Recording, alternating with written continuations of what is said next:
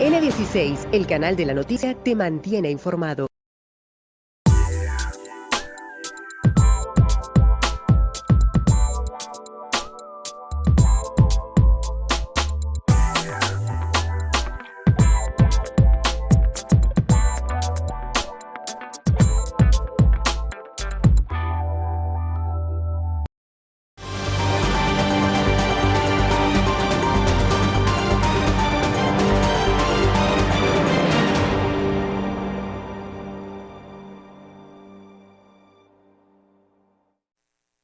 Muy buenas tardes, amables televidentes, bendiciones para todos.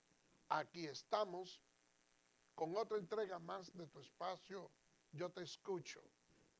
Hoy jueves 19 del mes de febrero del año 2026. Un jueves, señores, con muchas informaciones, pero hay un tema que ha estado muy latente y es el que envuelve al médico Wilber Polanco eh, Wilber Polanco San, acusado de presuntamente haber violado una nacional haitiana de unos 20 años de edad. Y la audiencia que se estaba conociendo en el día de hoy fue aplazada para el próximo lunes. La verdad es que lo que ha acontecido con ese profesional de la medicina es algo completamente escandaloso. Y aunque la justicia todavía no ha llegado a juzgarlo y determinar si ciertamente existe un nivel de culpabilidad o no, en su contra casi siempre se presume la inocencia. Nosotros hemos visto cómo el Colegio Médico ha dicho que va a realizar una investigación. Y nosotros no vamos a criticar a los gremialistas porque sean solidarios con su compañero. Pero la verdad es que este es un acto que es extremadamente bochornoso, sobre todo por la calidad de la persona acusada, que es un médico. Porque hay profesionales de distintas ciencias, pero hay algunos que por la responsabilidad que la sociedad le entraña a ellos, deben de tener un mayor nivel de preocupación dentro de la sociedad cuando son estos quienes le fallan, que se entienden que deben de tener cierto ribete de moralidad. Las mujeres en nuestro país muchas veces suelen ser victimizadas de múltiples maneras, porque en todos estos casos hemos visto una serie de memes y nos damos cuenta que esa víctima lo es dos veces, porque la gente empieza a poner una serie de comentarios groseros que nosotros no quisiéramos decir por aquí para alimentar el morbo.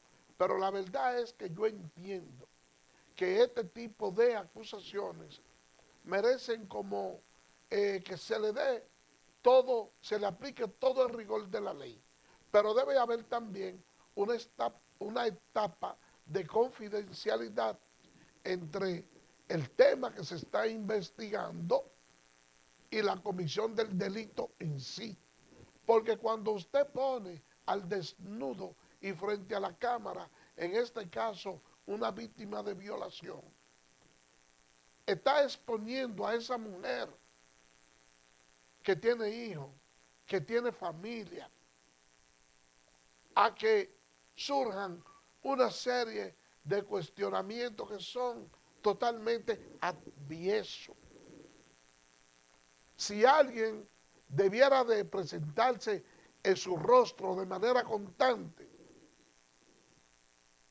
es a la persona que incurre en los actos de violación. Ahora, ustedes dirán, sería muy osado y prematuro desde ya hablar aquí de que cometió una violación cuando no hay una sentencia que así lo haya determinado, y en esa parte pudiera decirle que tienen hasta cierto punto razón. Ahora bien, ante un tema que simplemente se está debatiendo de manera pública sin que exista una sentencia en su contra ni nada. Si de alguien tuviera yo que dudar, es del acusado, no de la víctima. Porque resulta que sobre ese victimario hay otros tipos de denuncia.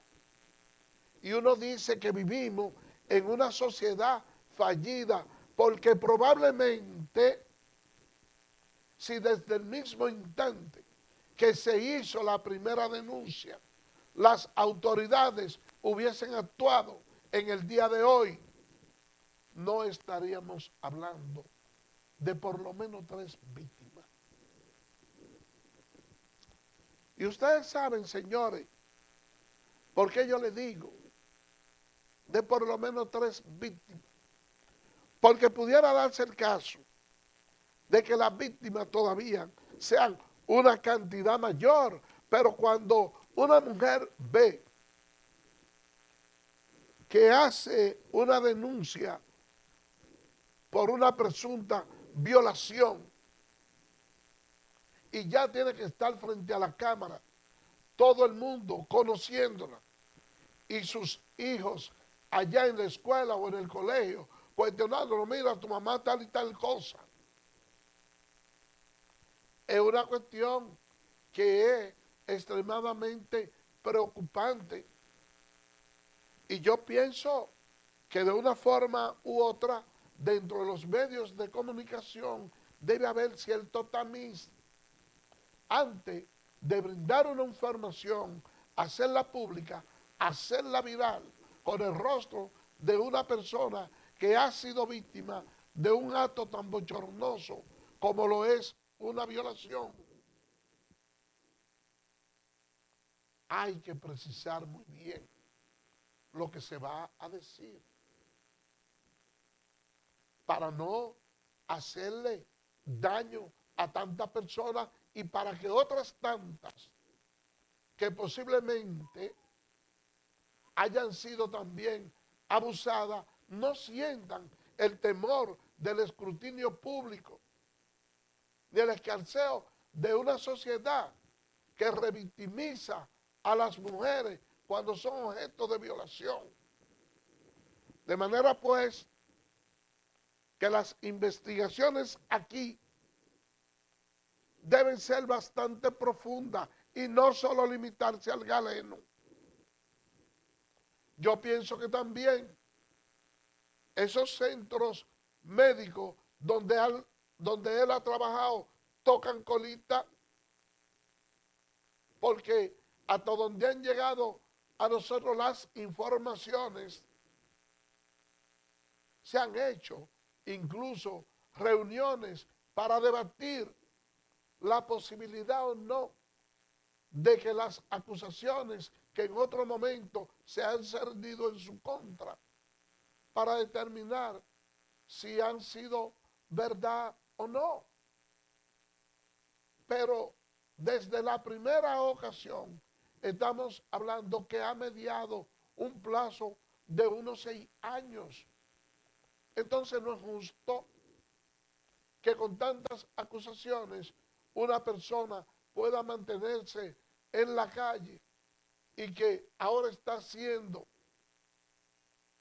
sometido a la acción de la justicia porque han ocurrido otros casos. Andamos mal, señores, en nuestro país. Vamos a hacer una pausa.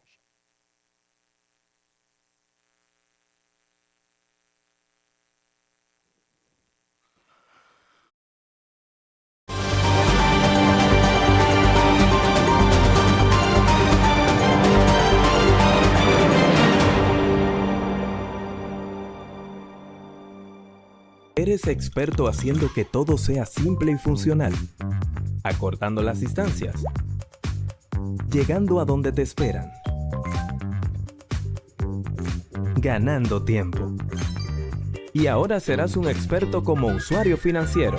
Llegó ProUsuario Digital, la solución que te permite acceder a tu consulta crediticia, realizar reclamaciones, presentar quejas y denuncias, consultar cuentas inactivas o abandonadas y mejorar tus conocimientos de finanzas personales. Accede a prousuario.gov.do o descárgala desde Google Play.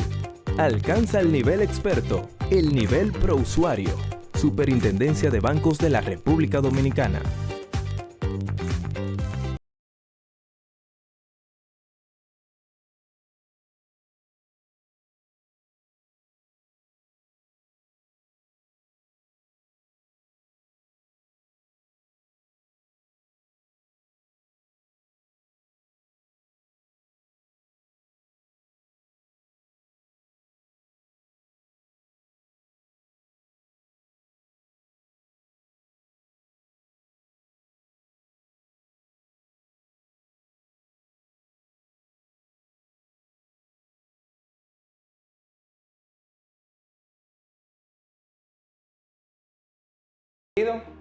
Edesur pone a tu disposición el teleconsumo, una herramienta en la que puedes monitorear el consumo de la energía eléctrica en la forma en que prefieras, diario, semanal, quincenal, como tú entiendas. Para poder recibir la proyección de tu factura eléctrica solo tienes que enviar un correo a miconsumo@edesur.com.do. Tú tienes el control, lo que tú consumes es lo que tú pagas.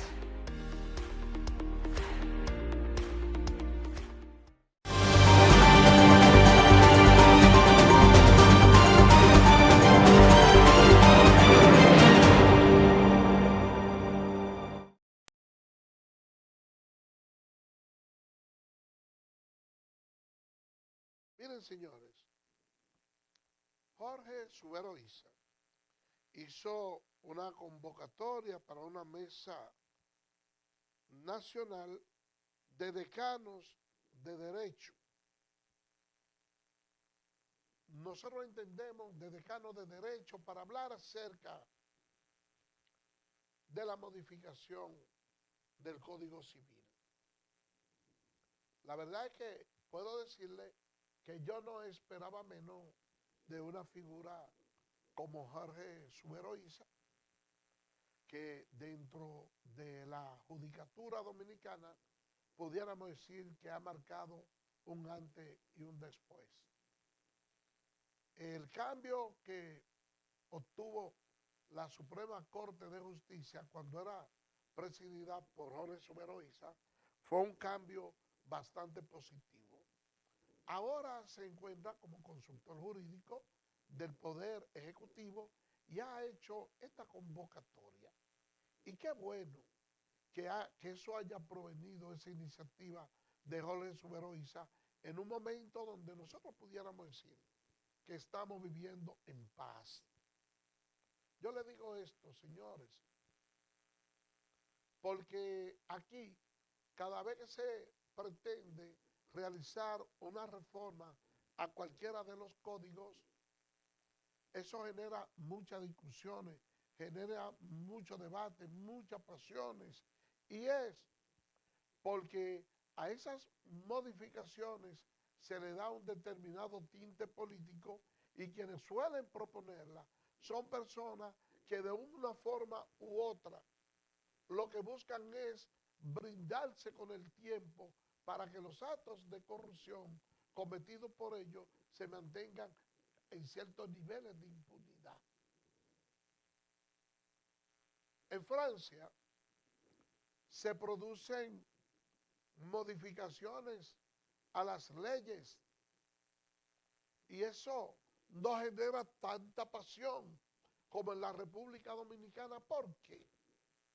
Porque hay una serie de juristas que son ilustres, que periódicamente se reúnen, hacen su mesa redonda y se ponen a analizar las transformaciones que en términos legales deben de darle a los diferentes códigos.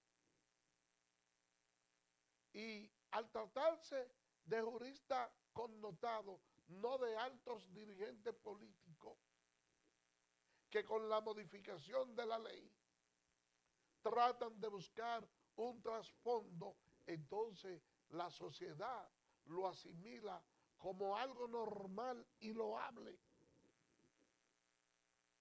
para que el país pueda avanzar en materia jurídica.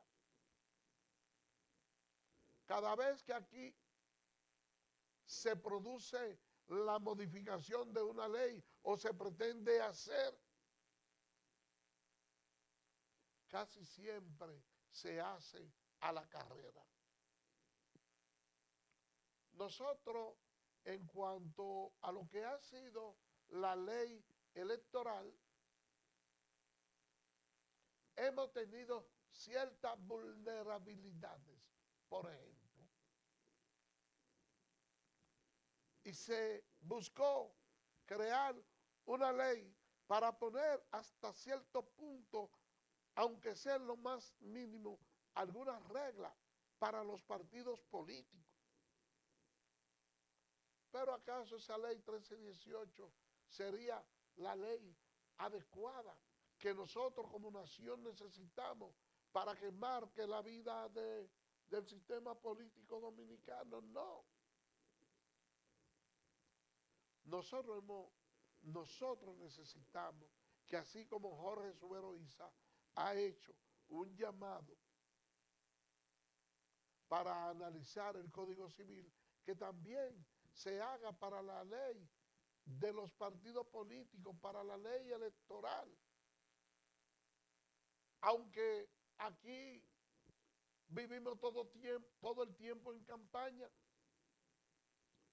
pero los diferentes partidos políticos cuentan con juristas que son lo suficientemente preparados como para orquestar una ley de partido que vaya en consonancia con los tiempos, que se haga conjuntamente con un reglamento de aplicación que a nosotros nos permita tener reglas más claras.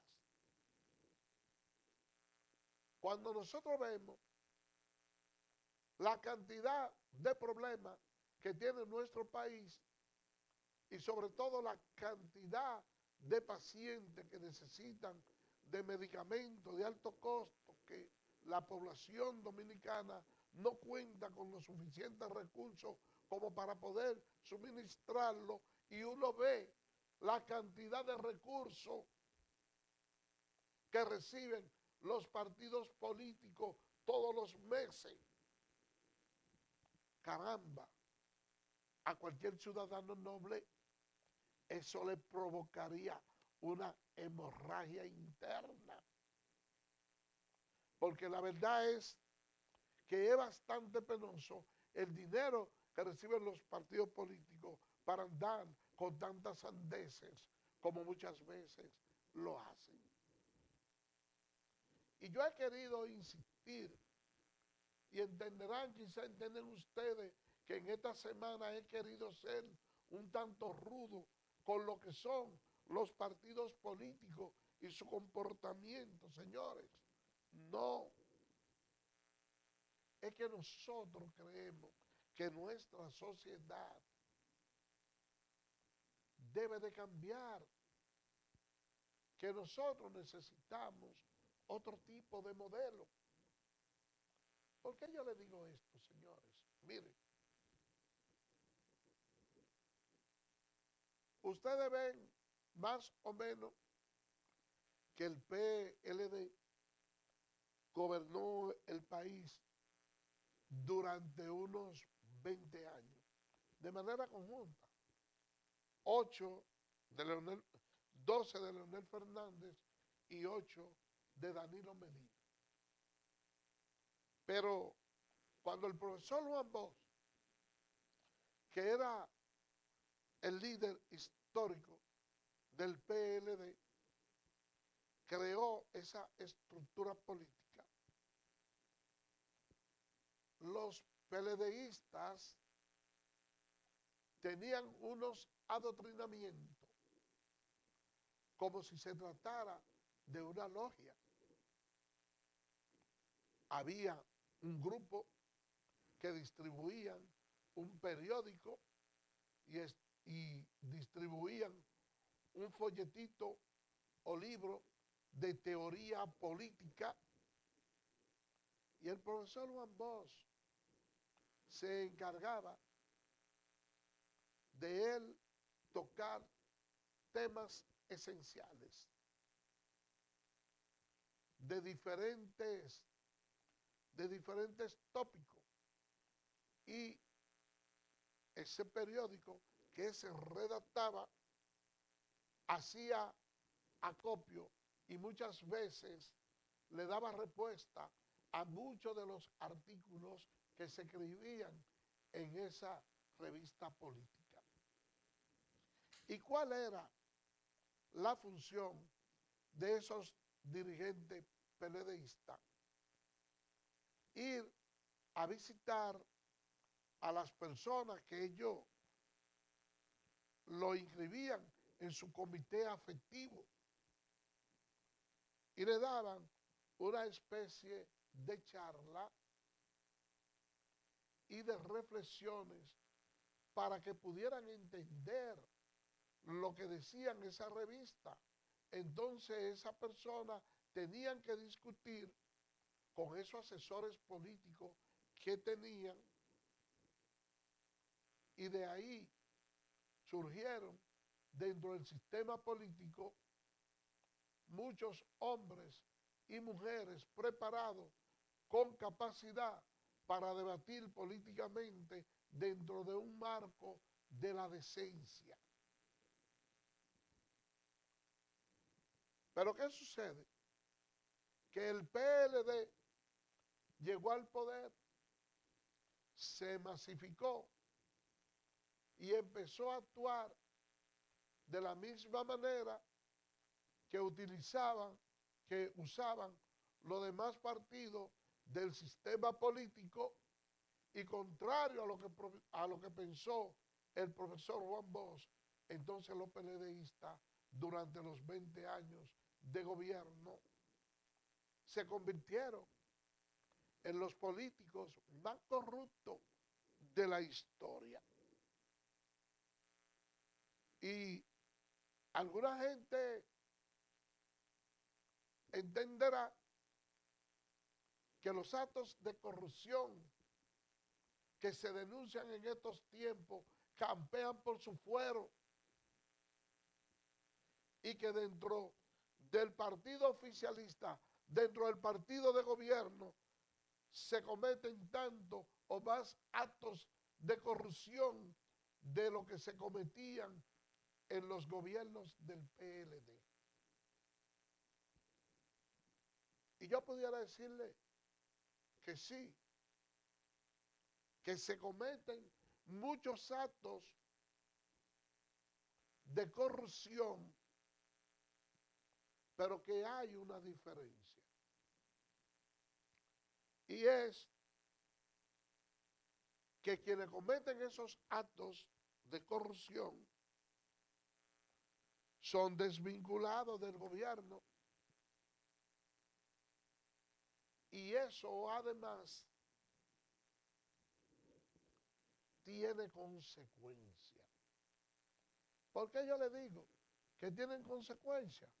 Porque muchas veces uno escucha en las calles al voz populi gritar a todo pulmón: señálame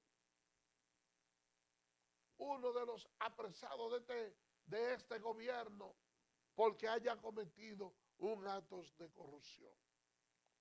Bueno, pues ustedes pueden decirle que William Rosario Ortiz fue condenado a una pena de 5 años de prisión por la Operación 13 y es indicado como uno de los cabecillas principal de ese entramado, de ese fraude de la lotería. Pero ese señor tiene 5 años de costilla en las cárceles, que usted dirá que pudo haber cogido tanto y que va a salir joven y que si yo qué, pero Cuando usted tiene 5 años de prisión en la costilla, son buenos para el ejemplo que se le quiere dar a la sociedad dominicana. Pero no solo la prisión, porque eso siempre va acompañado, apareado con otro tipo de sanciones económicas que también el Estado tiene ciertos niveles de resarcimiento.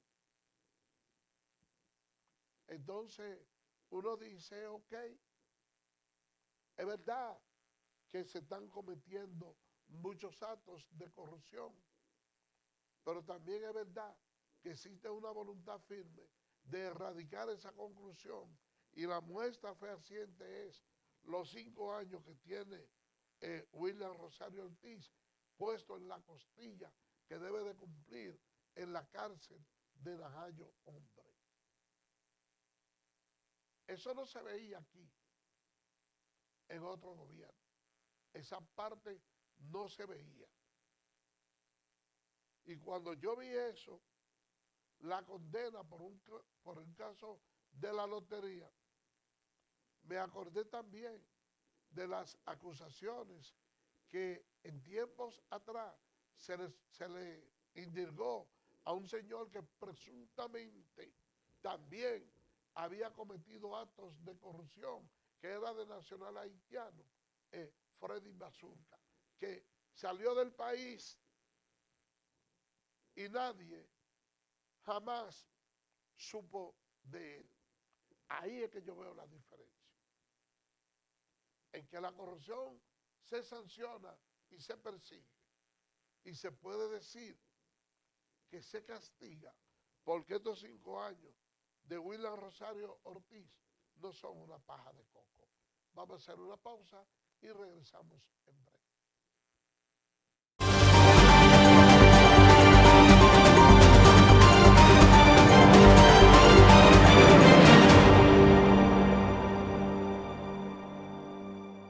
Eres experto haciendo que todo sea simple y funcional, acortando las distancias, llegando a donde te esperan,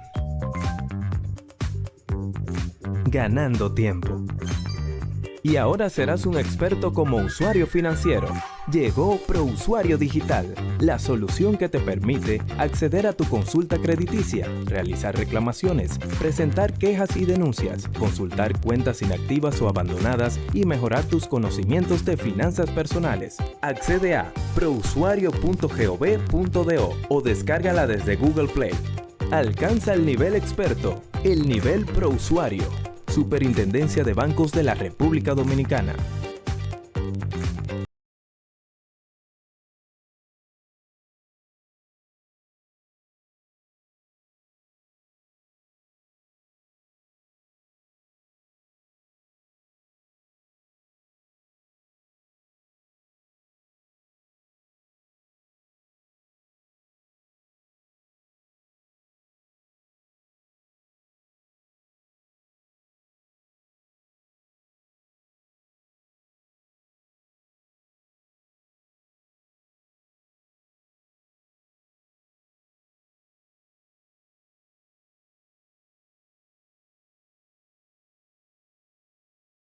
Edesur pone a tu disposición el teleconsumo, una herramienta en la que puedes monitorear el consumo de la energía eléctrica en la forma en que prefieras, diario, semanal, quincenal, como tú entiendas. Para poder recibir la proyección de tu factura eléctrica, solo tienes que enviar un correo a miconsumo@edesur.com.do.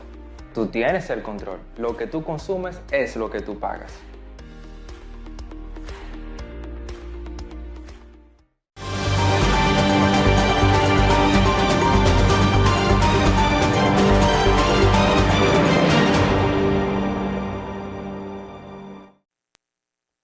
Bien, gracias por permanecer con nosotros.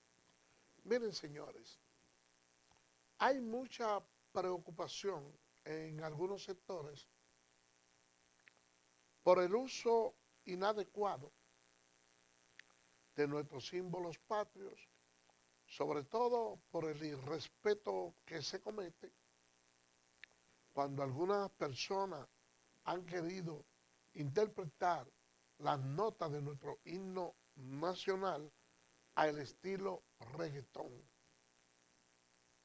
Y muchas veces nosotros nos preguntamos qué es lo que pasa con nuestra sociedad. Porque hemos visto como que ese orgullo a los símbolos patrios se ha perdido. Como que para la gente eso no tiene ningún tipo de valor. Y yo le diría lo siguiente,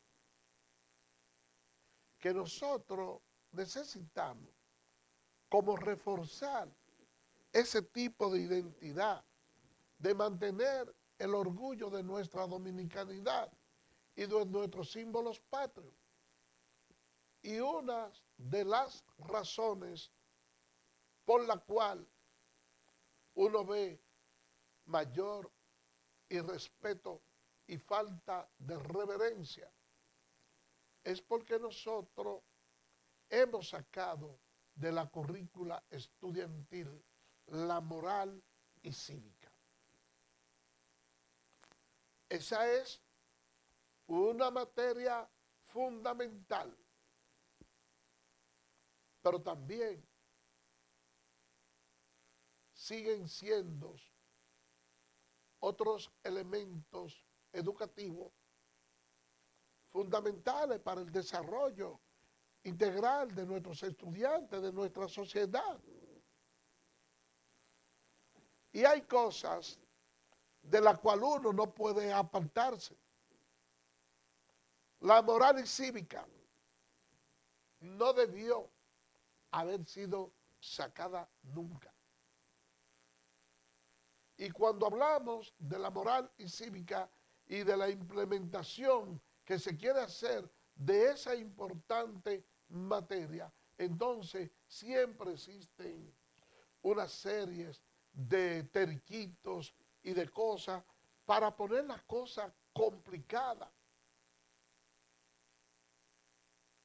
El Decano, el periódico Listín Diario del día de hoy, sirve una información en el cual señala que hay algunas preocupaciones con relación a la impartición de la clase de moral y cívica porque las escuelas y los liceos no cuentan con los dispositivos de seguridad para impartir la materia. Caramba, qué penosa esas declaraciones. ¿Y por qué yo califico de penosa esa situación? Bueno, porque es cierto que si nosotros tenemos vía dispositiva para impartir la clase y también podemos acompañarla de un audiovisual, se hace más razonable el entendimiento. Pero nosotros, los profesionales de aquellos tiempos, no teníamos acceso a esas vías digitales y los que nos dieron moral y cívica, sabemos respetar nuestros símbolos patrios y lo hicimos sin ese tipo de herramientas. Pero nada más lo que lleva a la civilidad de una persona no tiene única y exclusivamente que ver con la moral y la cívica. Es que yo siento que hay como un retroceso en la forma que se quiere modernizar la educación. Ahí adelanto que uno dice que son positivos y que deben incluir el modernismo, que nosotros apoyaríamos 100%. Hoy nosotros no tenemos un paquete de niños ahí en una tanda extendida que lo único que andan es correteando y jugando en un patio sin hacer nada. Cuando nosotros podemos implementar ahí talleres de pintura, de literatura, teatro, baile folclórico. Y yo diría algo, que dentro de la currícula estudiantil, sobre todo para los jóvenes del cuarto bachillerato, se debiera insertar el manual de tránsito para que esos jóvenes,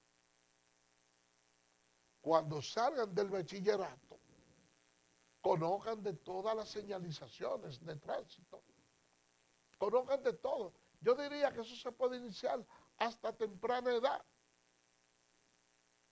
porque hay veces, sobre todo en estos tiempos tan democráticos, que un padre va conduciendo y su hijo le dice, papi, pero tú violaste esta señal.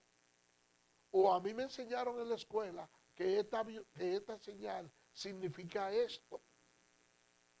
Y es que los estudiantes que salgan a partir de que sea insertada dentro de la currícula escolar la enseñanza de tránsito terrestre, van a salir con un nivel de prudencia superior a lo que están saliendo ahora. Pero cuando uno también estudiaba aquellos libros, sobre todo lo de gramática y lo de ciencias naturales, entre otros, y porque y se lo menciono casi todo, porque yo recuerdo que había un libro de ciencias naturales que creo que era del 6º curso, o el 5º, algo así. Cuando nos iban a hablar de los árboles, había un poema dedicado al árbol de Víctor Manuel Valecillo. Árbol noble, yo te canto, árbol sencillo. Algo así era que decía, yo que crezco y me levanto, lo mismo que un arbolillo. Entonces, cuando llegaban los viernes, que muchas veces tomaban ciertos turnos para esos viernes sociales, entonces los profesores de las distintas materias, porque también en lo de gramática venían poesía,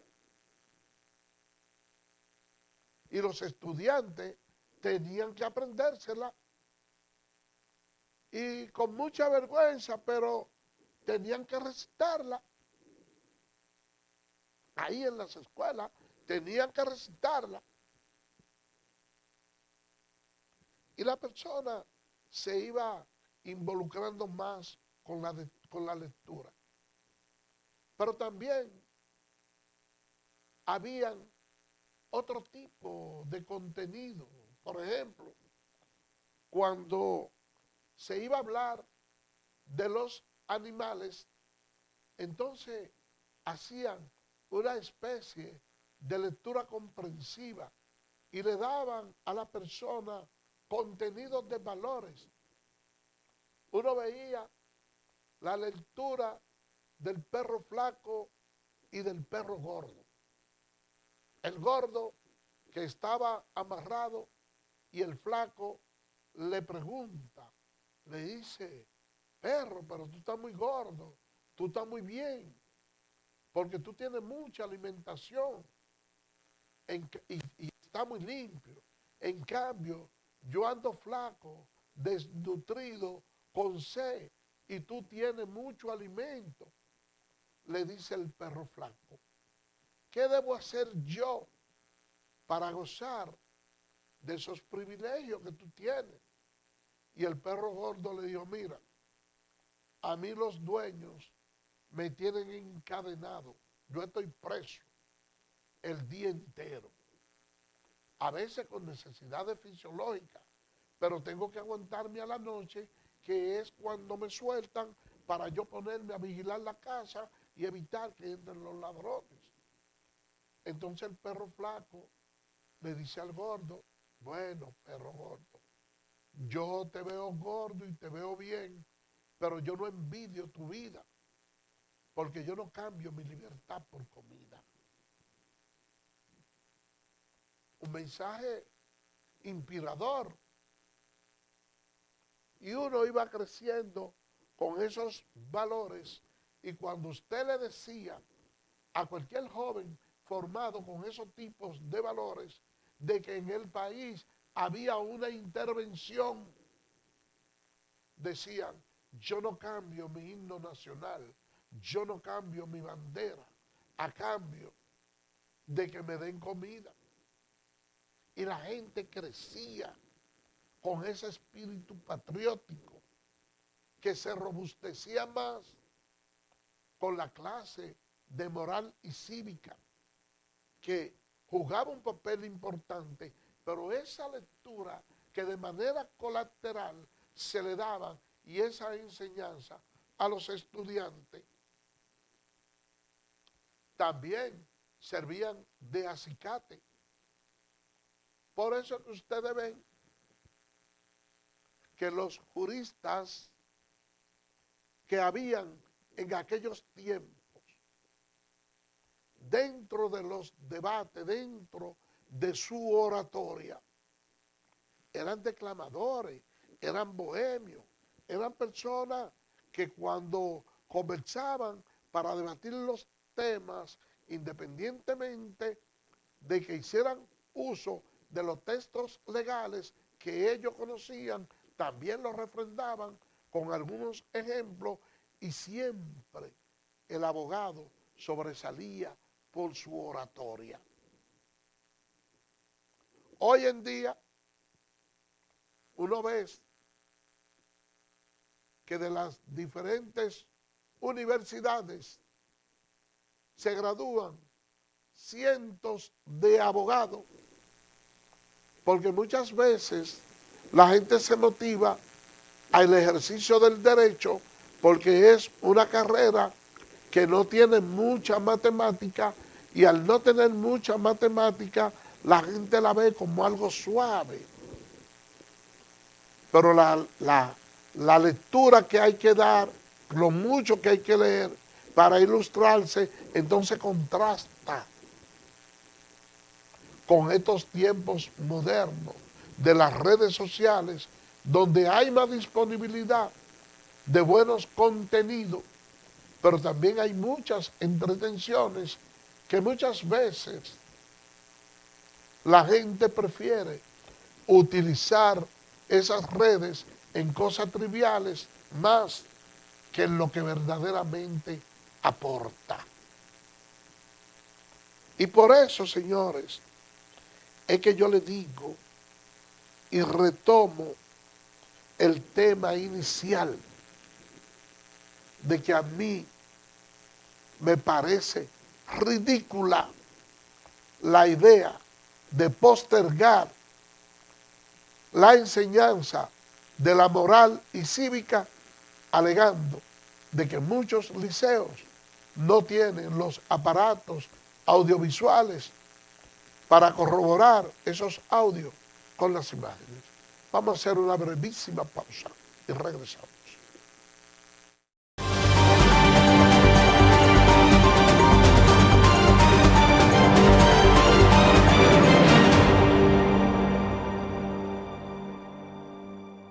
¿Eres experto haciendo que todo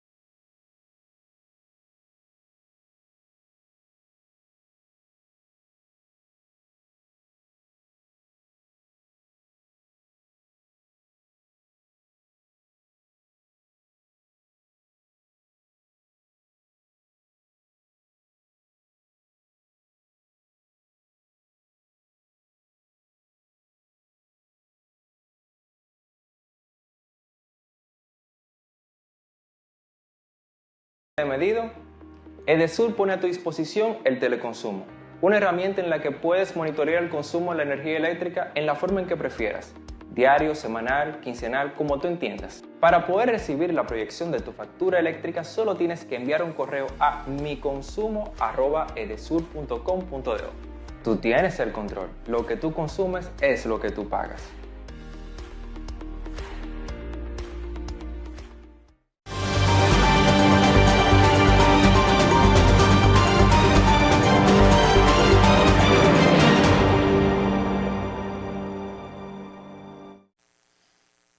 Gracias por permanecer con nosotros. Yo me quedaba pensando hoy y digo que los tiempos y las tradiciones van cambiando. Señores, ayer inició la Cuaresma. Era miércoles de ceniza. Y la verdad es que esos días, desde tempranas horas, sobre todo la gente que son seguidores de la fe católica, ustedes lo veían con una marca en la frente de ceniza. Pero en tiempos anteriores,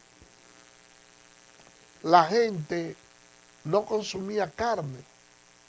Los católicos no consumían carne, porque había una abstinencia alimenticia y se entendía que el que consumía carne es como si se estuviera comiendo a Jesucristo. Oigan bien, fundamentado en la creencia de la abstinencia que tuvo Jesús en aquellos tiempos. Pero ya las cosas han cambiado tanto.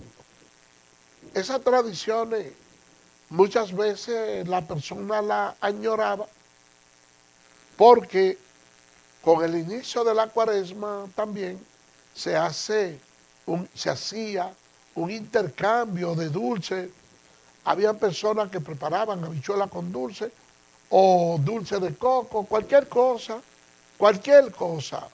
y se hacían esos regalos, esa cuestión. Por ejemplo, un día como mañana, que es denominado como el primer viernes de Dolores, tampoco la gente consumía carne. Y también, por ser el primer viernes de Dolores, entonces se preparaba con menos intensidad, no tanta abundancia, pero también se hacía una habichuela con dulce, y a partir de estos dos primeros días, de miércoles de ceniza y el primer viernes de Dolores, entonces la gente dejaba de comer hasta que termine la Cuaresma entera, carne los viernes. Los demás días podía comer carne, menos los viernes. Y uno dice que en esos tiempos se vivía mucho de la ignorancia, porque había una sociedad que no estaba lo suficientemente educada, pero hasta cierto punto la gente vivía de una manera sana, y puede decir que se vivía con unos niveles de tranquilidad mucho mayor de lo que ocurren ahora. Que había personas de aquellos tiempos que cuando veían pasar un carro fúnebre, aun cuando no conocieran a quién llevaban ahí, la gente lloraba. Ay, mira una ambulancia, llevan un muerto, y la gente se fajaba a dar gritos sin saber a quién era que llevaban ahí. Porque así eran los tiempos y las sociedades van cambiando. Señores, por el día de hoy hemos llegado al final. Será mañana, Dios mediante, cuando estaremos con otra entrega más de Tu Espacio y Te Escucho. Así que, bye bye.